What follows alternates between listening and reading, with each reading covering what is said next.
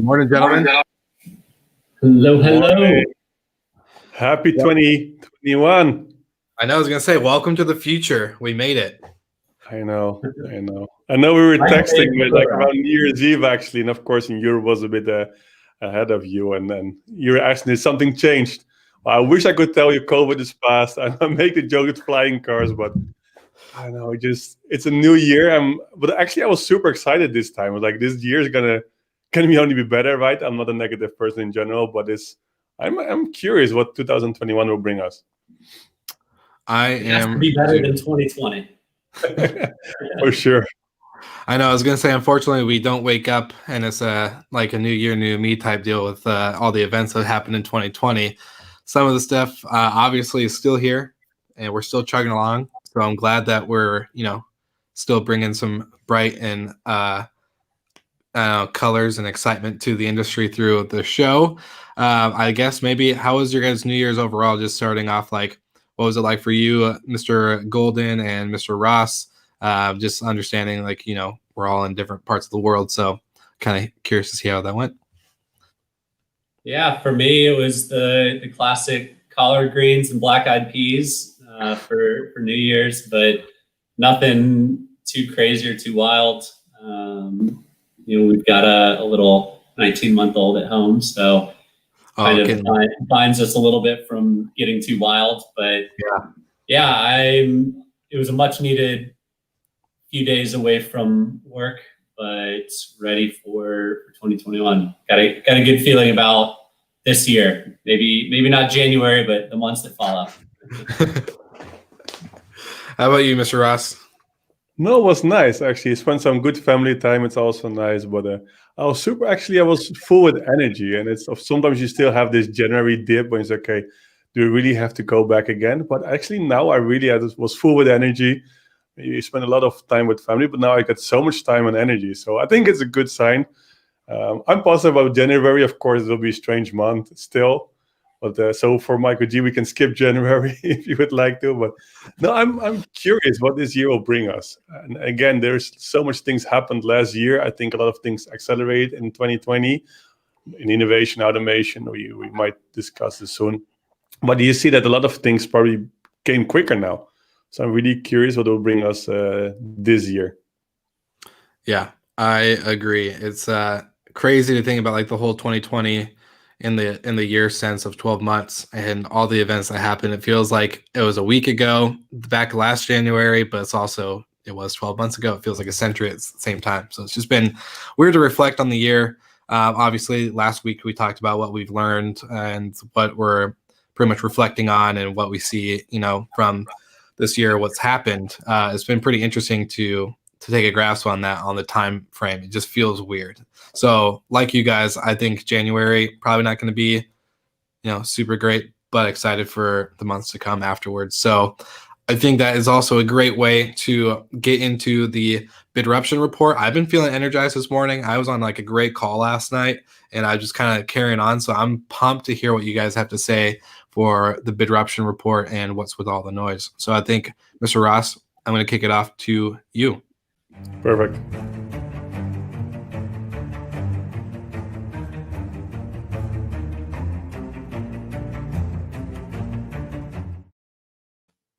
Welcome to the new Bidruption report of this year. Of course, I'm starting with the startup of the week. The one of this week is Hotel Hero. I spoke with Florian, one of the founders of Hotel Hero, and actually, it's really interesting what they're doing. They actually, especially now when hotels are looking for new possibilities and new channel managers, PMS, and this comparison it's everybody's comparing in travel, but not if you're looking at the hoteliers by itself. So actually what they did, they built a marketplace, and as in hotel, you can set up what kind of hotel are you, what is your size, verification rental, how big are you, etc. And they actually recommending a channel manager or a PMS. You can also compare the cost. So they give you an advice. So it's actually a meta search and a marketplace where you can find your technical solutions. Again, what I mentioned, PMS, channel manager, many more. So actually matchmaking, and also you can manage your contracts there. So you can also see if I move from channel manager A to B, I could save this amount of money. So I think that did something really cool what they built. They're pretty early stage, but they have a lot of potential to grow quicker. So if you're in Hotel and looking to save some money, I would just recommend check hotelhero.tech. They have for sure something great built. So check them out. Also, I would like again to compliment the whole team of Bidroom. I did it last week as well. Today we did kind of a kickoff. Now things start again. I sent a really long email to them about some plans, the way I see things, they will be differently this year. I think still a year will be focusing on travel recovery. We talk about it soon. Will take a while, but I'm positive it can come back. Probably not as before, but I'm positive about this one. And I really feel this is going to be a historical year for Bidroom. And that's also was the title of my email. I think this year, I mentioned before, in a crisis or in a situation like this, people can accelerate, can perform, can outstand. So I think we can come out stronger. We build a great product, improve the product. So if we're looking at Bidroom, I'm thinking we can nail it. We can come back stronger. And I really feel it's going to be a historical year for our company in a positive way. So let's make it happen. Next week, again, I'll talk to you more about events which is coming. But still, if you're looking at January, not many events are planned. So, yeah, I keep you informed. I hope soon we're starting also with the I Meet Hotel events again, and I will let you know.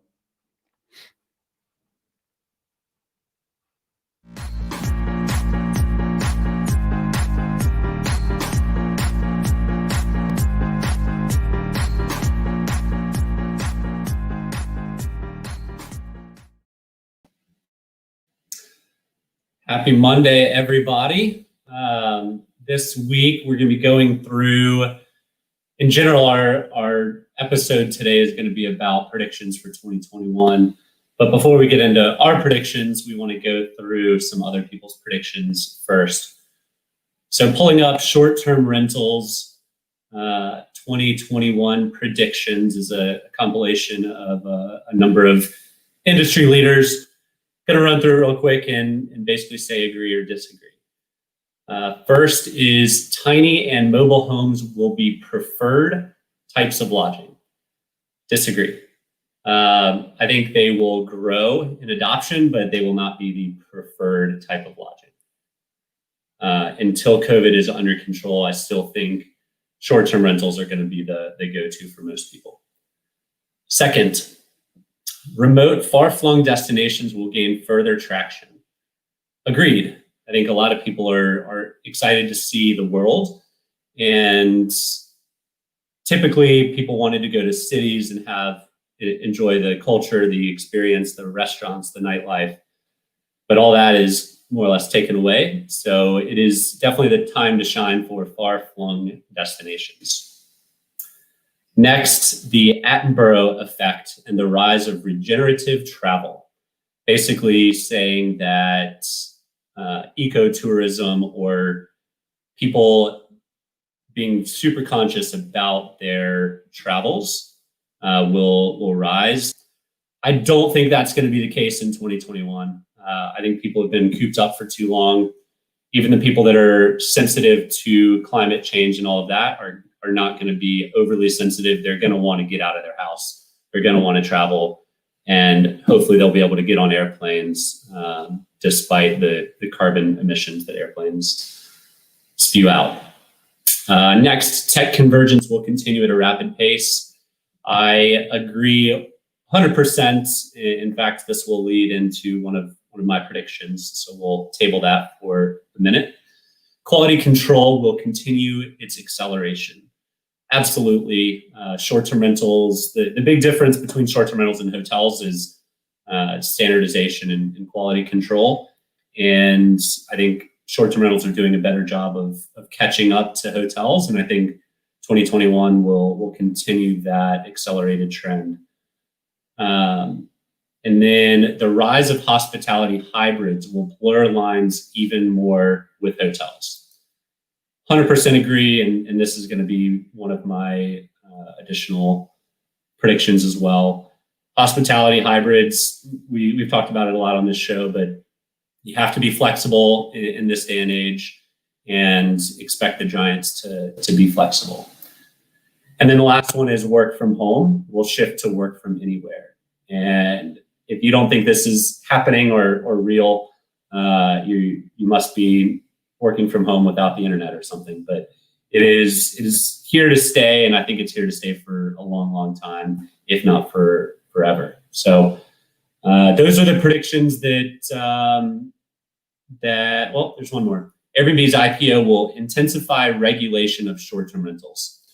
We've also talked about this on the show a number of times. Wholeheartedly agree. That's where NoiseAware, shameless plug, fits into the greater ecosystem, because noise is one of the leading reasons why cities regulate short-term rentals, and that is why NoiseAware is here to help. But I want to bring on the other guys and start talking about some additional predictions. Any disagreements with my feedback there, Michael or Will?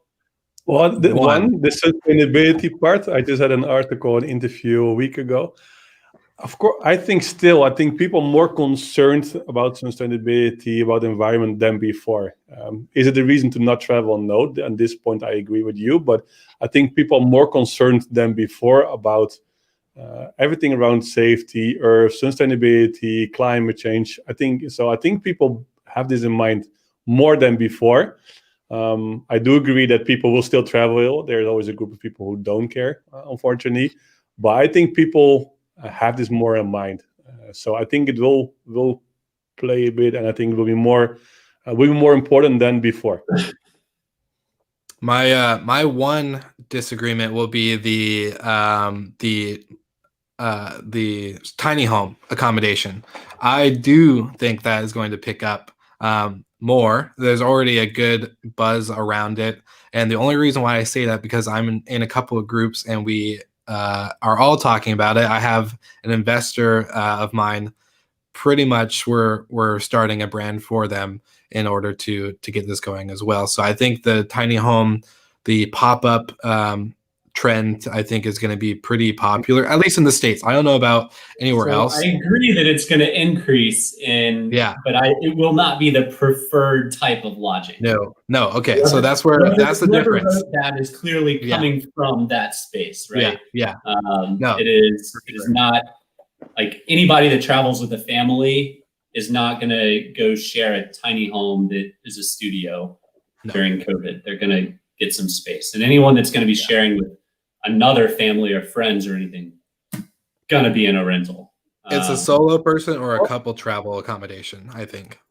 What is super popular here is the campings, right? The camper vans, they had a new record in many countries. They boom. So if you see the numbers of camper vans and campers which are sold actually in this year, it broke in many countries a new record. So I think we never addressed this topic. So I think this is going to be more and more will only grow. I agree 100%. But growing from 1% to 3% market share versus, one out of 5 people has a caravan or camper in here. So come on. Where? No, 1 out of 5? In Europe, for sure, it's really, in the Netherlands is, I think, one of the biggest countries related to people who just travel by camper van or caravan. I think he called it the same in the US, but you see it in here in Poland and other countries. It's really increasing. The sales here was sky high. Yeah, so, I was gonna say I have a friend who's an RV salesman, and that's the biggest request is like the smaller solo travel, but like caravan sprinter type deal has been the popular off the lot pretty quickly. Like they turn and burn through that inventory. And another one is this would be a great Bidruption report startup of the week, but Canva or Cabana, sorry, is what they're called. They're a startup here in Seattle, but they're a hotel on wheels where they're a customized brand for sprinters, and they feature pull-out kitchens, showers, bathroom, luggage storage, closet, comfy bed, Netflix, solar panels, you name it. They have the whole thing. So I think it would be a great Bidruption report, but no, it's definitely a growing market. Not preferred though, Michael, you are correct on that. I don't think it's going to be preferred, but I do think it's going to open up a pretty different segment for travel. why is the group, right? You can see the families, and we talk about it soon. But if you're looking at the families, they don't travel to other countries. They're a bit concerned, and they want to be together. So I think, especially in the family group, they don't travel abroad or not too far away. They don't want to fly, at least. For this, there's huge potential. So in buying or even renting an RV. I think for the singles, the couples, they will still travel. They're the first one to bounce back. The millennials, they will travel. Business, there will be some travel, of course, but it will be less than before. But I think recovery will be mainly millennials and the couples and singles. Families, this will take a while. This will be hopefully this year, but it might be even longer. But again, I think that's why you see them moving and going into travel by car, Airbnbs or vacation rental, etc. This will be for sure super popular for the families. Cool. Well, I can roll into the four main predictions that I have. If you guys want to piggyback on those, or Mike will have your own for the hotel segment. But the first two are going to be two repeats from this. The work from anywhere trend is going to continue, and it's going to rise. And we saw it starting to rise a little bit before COVID. It was what was it called? Where people would tack on 2 or 3 days to their business trip and have a little bit extra time in these cities. But I think that's going to expand even longer, and people are going to be able to bring their families, especially with schools still being remote in many parts of the country. Yeah. The next is big brands will try new things. And we've all seen and talked about Marriott's success. If the other major hotel companies aren't looking at that and saying we should do that too, their whole strategy team should be fired. Seriously, they should be gone if this isn't a part of their playbook in the coming years. So I would expect some big brands to try different things. They might not all be hotel brands. Maybe it's airlines. Maybe it's who knows, trains. But like things will be tried in new ways in 2022. Another one is vendor acquisition. If you look back at a lot of people's predictions year after year, and especially in short-term rentals, it's consolidation of the industry, but primarily the consolidation has happened on the property management side. It hasn't happened a whole lot on the vendor side. And I think this year is the year that a number of vendors are going to start to consolidate. And I think that's going to be ultimately a good thing for the industry. And Michael, can I ask you, what type of vendors are you talking about? Like, give us an example, because I know probably a couple of vendors, like, NoiseAware is a vendor, and a couple other like people that we work with. But what kind of prediction of a vendor acquisition would you make without maybe even going too detailed? Yeah, I mean, just look where there's a lot of competition. There's 80 PMSs that have 10,000 or more listings. Like, yeah, that's obviously an area that can use some consolidation. There's a number of pricing companies that are popping up, so that's an area that can be consolidated. Channel management, there's lots of channel managers out there. I think that could be one that's ripe as well. And then there's also a lot of home automation companies. It was my joke every year at VRMA, which is the big industry event, that there's going to be 2 new home automation platforms that pop up and 2 that were there last year that aren't there this year. It's just a continuous cycle. So I think those are some of the key areas, but I mean, it could be anywhere. But good question. And then the last piece is this will be the year of the franchise. I think a lot of PMs are looking at their tech stack and saying, hey, if we just hand this to somebody else in another market, we don't want to expand ourselves because we know there's operational challenges. But if we gave somebody our playbook, we feel really good about our playbook. And I think a lot of people are going to be trying to franchise their local market or their 1 or 2 market companies into additional places. I 100% agree with that. Just to piggyback off of that last part, I think you're 100% correct. I already know of one company pretty big in the ski resort, type destination, and they're already thinking like, how do we franchise this? We don't want to be in these markets ourselves, but we know that we have been doing this for 30 plus years and we're killing it, and we can kill it in other markets. So I, could not agree more with that.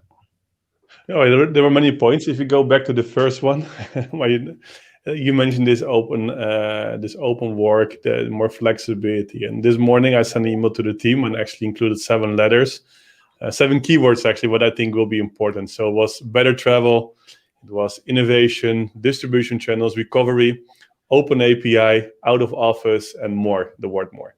So actually, of course, better travel makes sense. I mentioned the sustainability, innovation. I think we did so much innovation, people moving further. More distribution channels. I think also people, the companies, you mentioned a few, but also I think hotels, vacation rental, looking to more different distribution channels. You see that in short-term rental, it's just Airbnb and some others, and in the hotel business is Booking and Expedia, who's actually have a duopoly. You can see now we had the biggest growth ever. Of course, it's all about recovery. I mentioned open API. I think also you see it connectivity, more standards. I think we're also working on this. So I think more an open API. The out of office I mentioned, so people were more out of the office. And I think there's huge potential, people this remotely working, flexibility, and more. I think everything will be more than 2020, right? So we'll be more, hopefully we will travel more again. We don't want to have more members. Everything is more than last year. So the funny thing, if you taking all the first letters together, it's Bidroom. So it was also more like kind of a joke. But so we made it together. So it was a nice email. So it looked like if I picked them based on the words, kind of I did as well. But I think indeed what you mentioned, this open API connectivity, for sure, we talk about a lot. And there's a lot of consolidation for sure. It's too fragmented, too difficult, the whole industry. We talked about also in the previous episode. It's too difficult to move to another one. So I think there will be consolidation, more open standards. And again, also when you mentioned this work will be different. If we talked about this morning, like how do we see it? Do we go back to fully to the office? I don't think so. You just go to a hybrid model, and I think everybody who went actually to this model, they're not going back. So there will be more and more will be hybrid. I think it's good. I think this will be also standard. The people traveling still for work, staying longer, and work from there. I think also you can use your creativity more. So I think what could happen in maybe in a time frame of 10 years happen now in 1 year with innovation, the way of people adapting, working from home or working from workation or whatever, how people are calling this nowadays. So I think it's just an acceleration what happened in 2020. And of course it's hard. And to piggyback on that point, it rolls in well with this question. Do you think more jobs will be offered or new jobs? For us, I know specifically at NoiseAware, we're doing a lot of hiring right now, and we no longer have to pull just from Dallas. We can hire from anywhere because we also don't have plans to go back to an office, and we'll have office space, and it'll be flexible for people to come in and out as they want to or desire. But yes, I think more opportunities will open up because you don't have to be in the city that your job is based out of.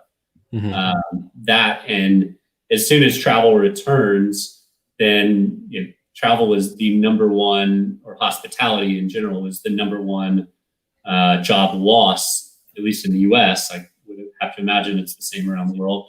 So 100% new jobs will be around as soon as travel turns around, which I think we're optimistic Q2 on the early side and Q3 at the latest. We will hopefully be in greater than 50% occupancy levels for hotels. Yeah.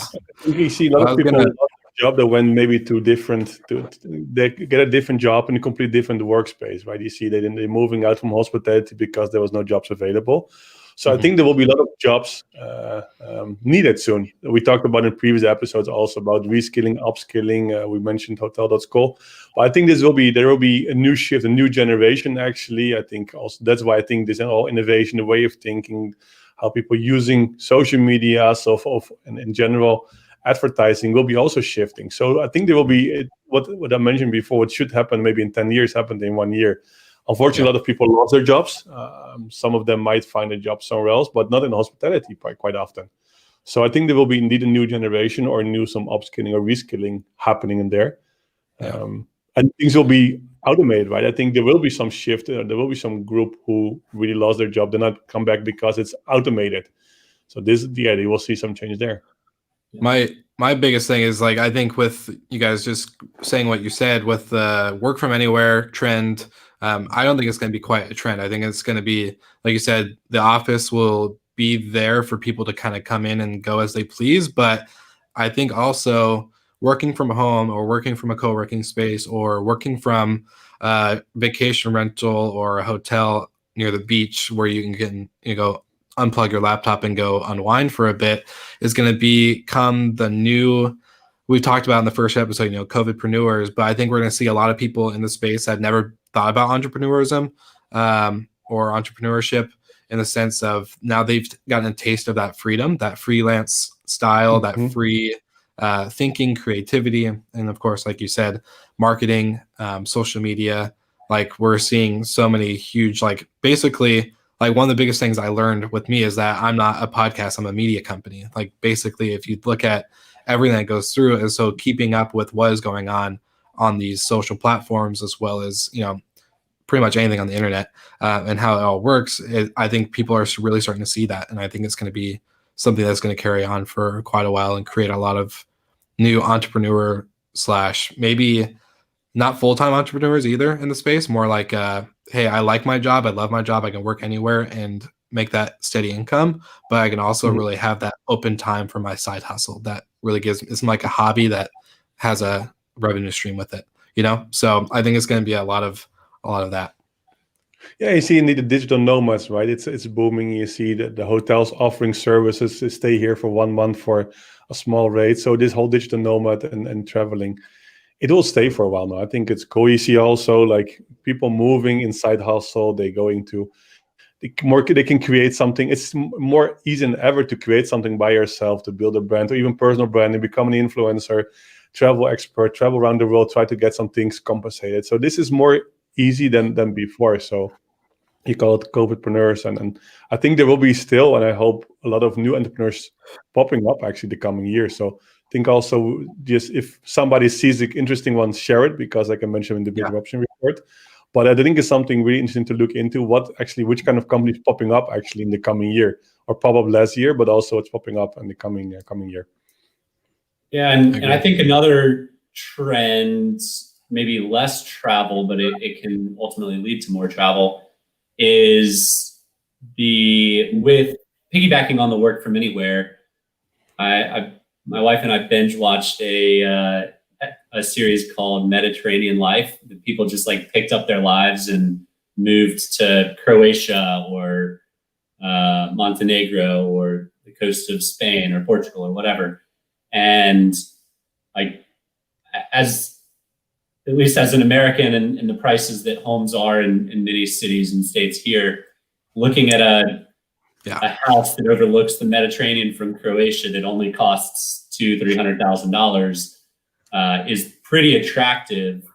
And considering you can work from anywhere, so as long as you've got a stable internet connection, you can literally pick up your family, move across the world, and have a really cool quality of life. And I think that's probably something a lot of people have dreamed of, and maybe we'll start to do this year at an accelerated rate. I couldn't agree more. And I think Brianne as well, she's definitely gonna do that when she's retired, she says. But why wait till you're retired? Just do it now. No, but it's funny to say, because me and my wife had the same topic. We said, okay, why not travel to different countries and moving out? And it's experience for the kids. It's not always easy, of course. Now we will not do because of Bidroom, but in a few years when Bidroom is, or when the IPO or sold, or we'll see where it will bring us. Then we have some episodes about the whole IPO of Bidroom. But after this period, after this phase, so I don't say I think it will be a period of 3 years, to be honest, and not much longer. So after we will do the same. Why not move to a different country? Why not, even my daughter speaks perfect English, go even for whatever, for a period to the US. We're swapping homes with Michael G, and he can go to Krakow for a while. But There we also go. go to different places. Why not? It's so beautiful. We all miss travel, and I think this Yeah. will be more happening than before. When you're able to work from everywhere, constantly get creativity, new energy, and I think it only helps you in doing your work better. So Yeah. I will do the same in a few years as well, and I'm looking forward to it already. And it's so different spending, I mean, even just spending one full week somewhere, but 3 weeks a month in a single location is a totally different travel experience than the typical American to Europe travels for 2 weeks and they go to 3 or 4 cities and they, don't spend more than 2 or 3 days per city, right? And yes, you can go see the Mona Lisa and the Eiffel Tower and then have a nice dinner and then go somewhere else. Like, you don't really get the feel. You don't really experience the culture until you've stayed there for several weeks straight. And I spent about a month in Krakow and I absolutely loved it. And I think a lot of the places that I like across the world are places I've spent more than a day or two, more than a week or two, really, because you really get to feel the culture and experience the life. Well, We just Shane, go like every year, go for 2 or 3 months, just go to different country and feel the local life and get this experience for yourself or for your kids. And they are out for a while anyway during the summer holidays. But you have this experience working from a different place for those summer months or 2-3 months per year. I think it's a great opportunity. So I'm happy that Brian also agrees with me, and I can't wait. The more I'm thinking about it, actually, we discussed also during these Christmas days. So yeah, just a few years still focusing on this great journey, but I think after it will be great to do it right. Yeah. Go ahead.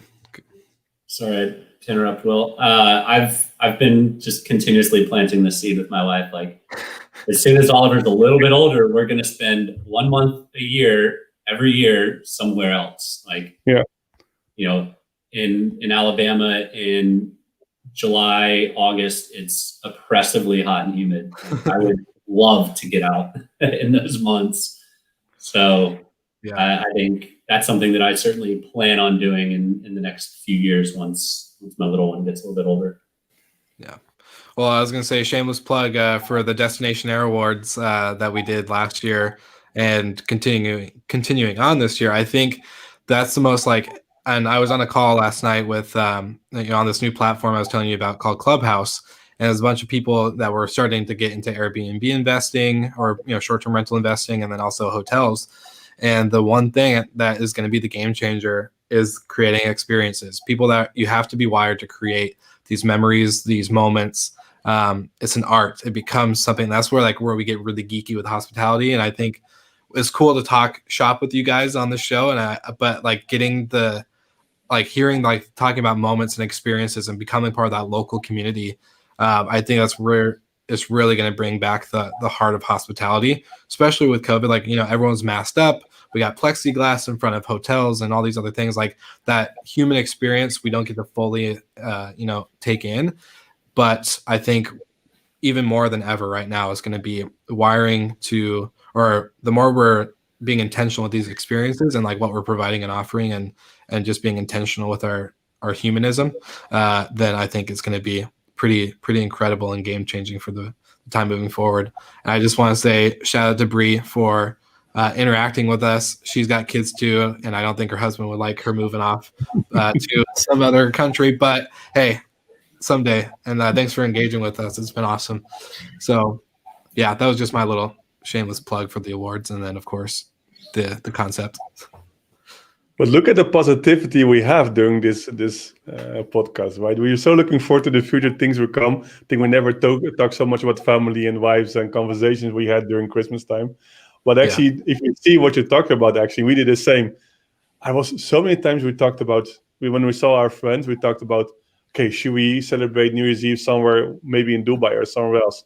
What is the next destination? So we talked so much, if I think about those days, so much about holidays. And I think all of us are so looking forward. So yes, people say the recovery can take a while, but I think we're so hungry to travel. I think we can't wait. So I think as soon people feel a bit safer, we'll just go. We want to get out. We want to travel. So I'm positive. Awesome. Yeah, let's go. Let's do it right now. Just kidding. Well, thanks guys for being on. Of course, every week we love. We've had pretty great engagement today. Bree, shout out to you again just for commenting on the show. If you guys have any comments or questions for next week's episode, let us know. Thank you for just being a part of the show, guys.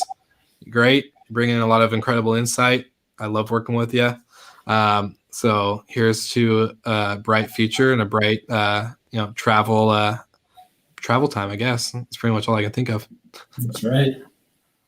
Cool. Perfect. Well, enjoyed it. Here's to 2021. Woo woo. That's